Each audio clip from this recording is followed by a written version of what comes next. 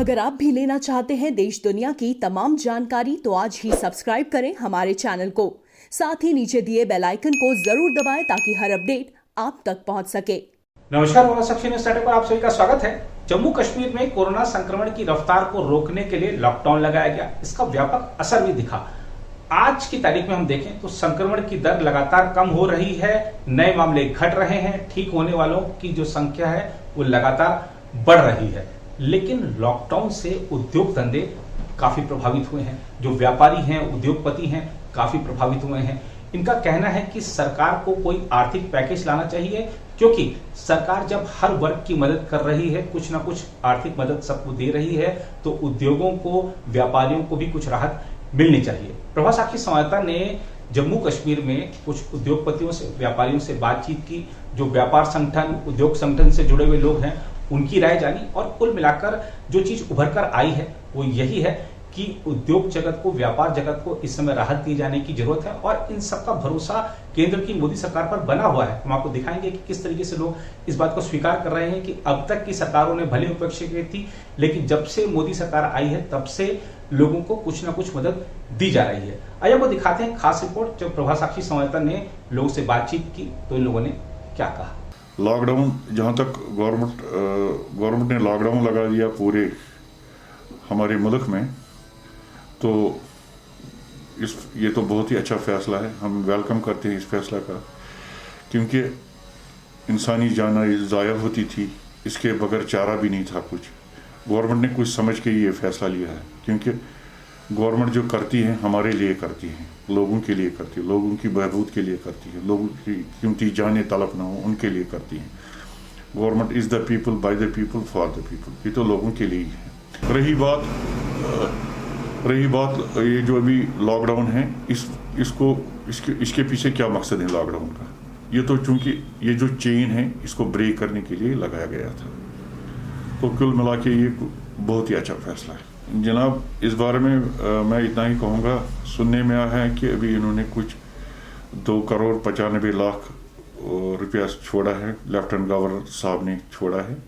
तो ये जो फैसला है वेलकम फैसला है, मगर इससे जो मतलब जो हमारी जो सेक्शंस आते हैं, चाहे वो वेंडर्स आते हैं, ऑटो वाला आते हैं या गाड़ी वाले आते हैं, इससे नहीं हो सकता है। जैसे कि इस बारे में मैं इनको, चाहे ट्रांसपोर्ट हो या वेंडर्स हो, इस बारे में इतना ही कहूँगा कि जिस तरह हमारी महाराष्ट्र सरकार ने और जिस तरह हमारी दिल्ली सरकार ने उनके अकाउंट्स में, चाहे वो वेंडर्स हो, रेडे वाला हो या मतलब ट्रांसपोर्ट या ऑटो वाला हो, गर्ज हल तबकई फिक्र जो बिलो द पॉवर्टी लाइन है, उनको खाते में एट वंस गवर्नमेंट को अगर रिलीफ करना है, कम से कम दिल्ली की तरह और महाराष्ट्र की तरह उन्होंने जैसे कि 6,000 हज़ार 7,000 हज़ार उनके अकाउंट्स में डाला है, वो डालना चाहिए, सो दैट ये जो इनकी प्रॉब्लम है ये सॉल्व हो जाएगी। नंबर 2, जो हमारी ट्रेड कम्युनिटी है, इस बारे में इतना ही कहूँगा। ट्रेड कम्युनिटी को कुल मिला के 2019 से लेके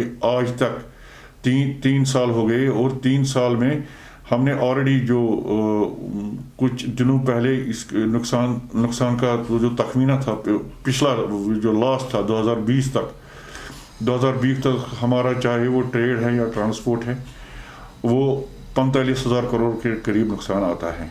और इस साल में कब तक ये चलेगा, ये प्लस ऐड हो जाएगा। गोया कि ये बहुत बड़ा नुकसान है। अब इसकी भरपाई करना बहुत मुश्किल है जब तक ना गवर्नमेंट इसको हमें साथ दे देगी। इस बारे में मैं अकाउंटेबल गवर्नमेंट, मतलब अकाउंटेबल भी नहीं बोल सकते हैं, मतलब ये गवर्नमेंट की ये जिम्मेदारी है कि government is the people, by the people, for the people. Government को चाहिए इस वक्त कुछ बड़ा करे, क्योंकि हम टैक्स पेयर्स हैं। जब हम जिंदा रहेंगे तो हम गवर्नमेंट को टैक्स दे सकते हैं। इस बार उनके पास रिसोर्सेज भी हैं। उनको चाहिए कि वो एक प्रोग्राम बनाए, जामिया प्रोग्राम बने, एक बड़ा सा पैकेज लाए और आरबीआई को दे दे वो पैकेज। और गवर्नमेंट ऑफ इंडिया ये चीज़ कर सकती है, वो हम जानते हैं कि वो उस पोजीशन में नहीं है इस टाइम, मगर उनको चाहिए इस वक्त बड़ा दिल करना चाहिए। उनको चाहे एशियन बैंक से ले या वर्ल्ड बैंक से ले, वो एक प्रपोजल बना के आरबीआई के हवाले कर सकते हैं, और वो आरबीआई थ्रू प्रॉपर चैनल हम ट्रेडरों तक वो आ जाएगा और उससे क्या होगा कि हमारा जो ट्रेड है वो पटरी पे आ जाएगा, और जब ट्रेड हमारा पटरी पे आ जाएगा, हम फिर वो हम ही लोग हैं वो टैक्स की सूरत में हम वापस भर सकते हैं, तो इससे ये भरपाई हो सकती। देखिए, जब भी यहाँ कोई मसला हुआ, 2016 में भी हुआ यहाँ, तब भी नरेंद्र मोदी जी की सरकार सेंटर में थी, उस टाइम भी यहाँ के लोगों को मदद किया गया।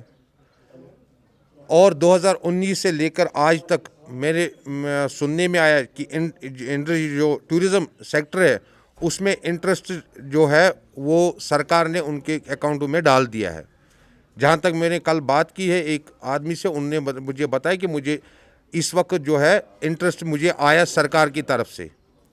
तो सरकार मदद कर रही है, हमेशा कर रही है, खासकर जब से भारतीय जनता पार्टी की सरकार देश में और प्रदेश में आई थी, कि यहाँ पर लोगों को जितना भी मदद भारतीय जनता पार्टी ने किया उतना किसी ने, क्योंकि हम 30 साल से ये मिलिटेंसी से शिकार हो रहे हैं और किसी पार्टी ने हमें आज तक 10 पैसे का मदद नहीं किया है, बगैर भारतीय जनता पार्टी और नरेंद्र मोदी जी सरकार ने, जिन्होंने यहाँ जम्मू कश्मीर के लोगों को मदद की है हमेशा, चाहे वो राशन फ्री हो, चाहे वो गैस फ्री हो, चाहे वो किसान के लिए पैसा देना हो, चाहे वो इंडस्ट्रीज़ के लिए पैसा देना हो, चाहे वो आम दुकानदार या छोटे छोटे बिजनेसमैनों के लिए इंटरेस्ट की बात हो, बैंक लोन की माफ़ हो, वो खाली नरेंद्र मोदी की सरकार ने, भारतीय जनता पार्टी की सरकार ने किया है।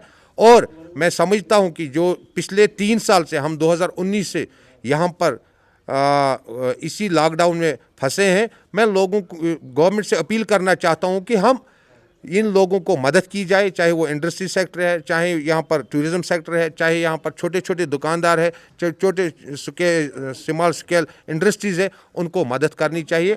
उनको फ़िलहाल एक इमीडिएटली गवर्नमेंट को, एक एडमिनिस्ट्रेशन को ऑर्डर निकालना चाहिए कि यहाँ पर जो इस वक्त किस्तें भरने हैं वो फ़िलहाल इनको माफ़ करनी चाहिए और इन लोगों को मदद करनी चाहिए, क्योंकि गवर्नमेंट गरीब नहीं होती है, लोग गरीब होते हैं, गवर्नमेंट के पास बहुत साधन होता है, इन लोगों को मदद करनी चाहिए। जम्मू कश्मीर को कोई और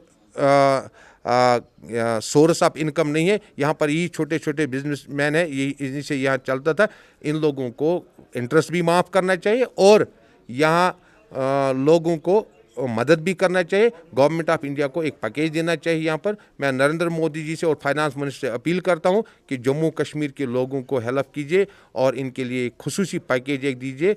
और जब लोग हैं, सरकारें हैं, जब लोग हैं, हम हैं, जब लोग हैं, एडमिनिस्ट्रेशन, जब लोग नहीं रहेंगे तो कोई नहीं रहेगा। इसलिए लोग हमारे हैं, लोग हम लोगों से हैं, लोग हमसे हैं, इसलिए हमें लोगों को, चाहे कोई भी यहाँ पर कम्युनिटी हो, उनको मदद करनी चाहिए। मैं फिर आपके माध्यम से देश के प्रधानमंत्री से अपील करना चाहता हूं, जम्मू कश्मीर के लिए खुसूसी एक पैकेज दिया जाए और जिससे हमारे बिजनेसमैन, सारे छोटे छोटे बड़े बड़े बिजनेसमैन जो इस मुसीबत से निकल जाए। मेरा नाम तौकीर है, मैं यहीं श्रीनगर का लोकल हूँ जी। आपने लॉकडाउन से लॉकडाउन के हवाले से पूछा। लॉकडाउन असल में stock need of the hour है। आपको पता है किस तरीके से जो कोविड-19 की सेकंड वेव का इन्फेक्शन है किस तरीके से स्प्रेड हो रहा है। लास्ट वेव से कंपेयर करेंगे से 40% मोर डेंजरस है, मोर स्प्रेड हो रहा है इससे डेथलिक है। और डेथ रेट्स भी हम अगर देखेंगे काफ़ी सारे डेथ्स हो रहे हैं। लास्ट अगर वेव में हम देखेंगे डेथ्स इतने नहीं होते। आज लगभग कल की बात करेंगे 67 से ज़्यादा डेथ्स हो गई यहाँ पे। अब ये लॉकडाउन है, इस वक्त नीड ऑफ द आवर है ताकि जो कोविड-19 की चेन है इसको हम ब्रेक कर सके। साथ ही साथ एक सवाल उठता है, जो यहाँ की जो बिज़नेस एस्टैब्लिशमेंट है वो काफ़ी टाइम से बंद पड़ी है। अगर हम लिटरली देखेंगे 5 अगस्त 2019 से ये बंद पड़ी। उनकी जो इकोनॉमिक है बैकबोन मानी जाती है यहाँ कश्मीर की, वो तो पूरी तरीके से मुतासिर हो गए, पूरी तरीके से तबाह। अब गवर्नमेंट को चाहिए कि वो सामने आके ताकि जो ये बिज़नेस एस्टैब्लिशमेंट है उनको थोड़ी सी रिलीफ मिल जाए। किसी को बैंक का कर्जा है उसमें भी थोड़ा सा रिलीफ मिल जाए, या इनको कोई फंड्स वगैरह, जिस तरीके से ये खुद को अपनी ये बिज़नेस एस्टैब्लिशमेंट उसको थोड़ा सा आगे बढ़े ताकि हमें ख़त्म ना हो सके।